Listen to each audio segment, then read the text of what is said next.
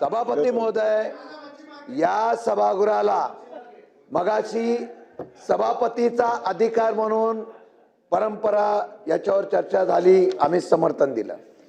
सभापती महोदय, आता तुमचं रुलिंग आम्हाला आवश्यक आहे. आता विषय एवढाच आहे की गेल्या अनेक वर्षापासून या सभागृहामध्ये कामकाज चालतं. हे कामकाज चालत असताना संबंधित खात्याचे मंत्री आणि राज्यमंत्री ही नियुक्ती आहे. एखादी अपवादात्मक अशा प्रकारची वेळ असेल तर प्रभारी मंत्री म्हणून आम्ही समजू शकतो. पण प्रभारी मंत्री कायम स्वरूपात आम्ही म्हणतोय, जर उत्तर नगरविकास खात्याचं देत असतील तर त्याच्या दोन शंका होतात. एक शंका म्हणजे संबंधित मंत्री उत्तर द्यायला त्या ठिकाणी तेवढे कॅपेबल आहेत का. दुसरा मुद्दा असा होतो, मग ही प्रथा पडून जाईल की कोणालाही प्रभारी मंत्री करायचं आणि सभागृहामध्ये उत्तर द्यायला लावायचं. ही चुकीची परंपरा होईल. माझी विनंती आहे, फार विचारपूर्वक आपण वाटलं 1 तासाने रुलिंग द्या, परंतु ते रुलिंग देताना संबंधित मंत्री नसेल तर राज्यमंत्री, दोन्ही नसतील तर प्रभारी मंत्री म्हणून आम्ही समजू शकतो. पण गेल्या काही अधिवेशनामध्ये बघतो नगर विकास खात्याचं उत्तर आलं, प्रश्न आला की उदय सामंत उभे राहतात. आम्हाला प्रश्न पडलाय की नगर विकास मंत्री नक्की कोण आहेत, उदय सामंत आहेत का काय, आणि त्यांची उत्तर देण्याची त्याला तोड नाही, म्हणजे कुठल्या खात्यावर उत्तर देतात म्हणून त्यांना सगळ्या खात्याचा एक वेळ. मग असं करा, सगळ्या खात्याचं मंत्रिपदाची उत्तरं द्यायची, विधान परिषदेमध्ये त्यांना अधिकार देऊन टाका तरी आमची हरकत नाही. पण हे चुकीचे पायंडा पडतोय, याच्यावर आपण रुलिंग द्यावं, सभापती म्हणून द्यावं, नियमानुसार द्यावं, एवढीच आमची विनंती आहे. प्रवीण दरेकर. सभापती महोदय, माझे मित्र शशिकांत शिंदे यांनी चुकीच्या पायंड्यावर बोलले आणि मगाशीच आपण या सभागृहाचे अधिकार, परंपरा सगळ्या गोष्टी केल्या.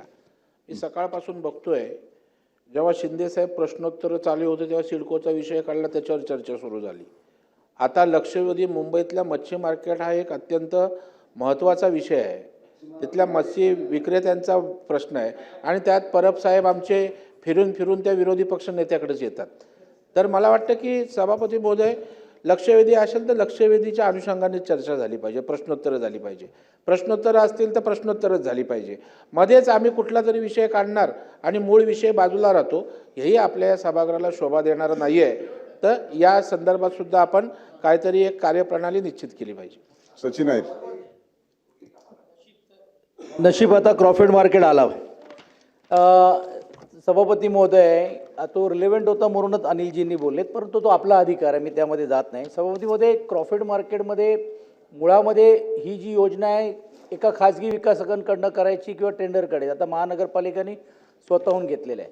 आता बाजूच्या इमारतीमध्ये तुम्ही त्या मच्छीमारांना शिफ्ट करणार आहात, त्या पिरियड जो ट्रान्झिट पिरियड आहे त्यामध्ये त्यांना आपण नुकसान भरपाई देणार आहात का, हा झाला एक भाग. दुसरी गोष्ट, कोंबडी बाजार म्हणून पण तिकडे होता, मटणचा बाजार पण आहेत, त्यांना आता आपण फर्स्ट फ्लोअरला दिलेलं आहे. एक्झॅक्ट काय झालेलं आहे, जो सल्लागार आणि जो तुमचे जे आर्किटेक्ट्स आहेत 3 वर्ष झाले तो प्लॅनच पास होत नाही आहे. आता कामाला सुरुवात होणार असं पण जरी म्हटलं असेल तरी देखील तुम्ही त्या सर्व घटकांना एकत्रित करून घेऊन चर्चा करणं गरजेचं आहे. माझी माननीय मंत्री महोदयांना विनंती आहे, कारण आता आपण आश्वासन देतात, पण काय होतं आहे, आश्वासन दिल्यानंतर मी बैठक घेऊ, मी लगेच तातडीने सांगतो, ते ज्या बैठका होत नाही हे आमचं दुग्ध आहे, हेही तुम्ही लक्षात घ्या. आणि म्हणून माझी विनंती राहणार आहे की या सर्व घटकांना एकत्रित बसून प्लॅनिंगमध्ये, ज्यांना तुम्ही बनवत आहे त्यांना तुम्ही प्लॅनिंगच्या बाहेर ठेवलेले आहेत. आता कोंबडी बाजार समजा पहिल्या माळ्यावर गेला, दुसऱ्या माळ्यावर गेला, तिसऱ्या माळ्यावर गेला, तर कोण येणार आहे तिकडे.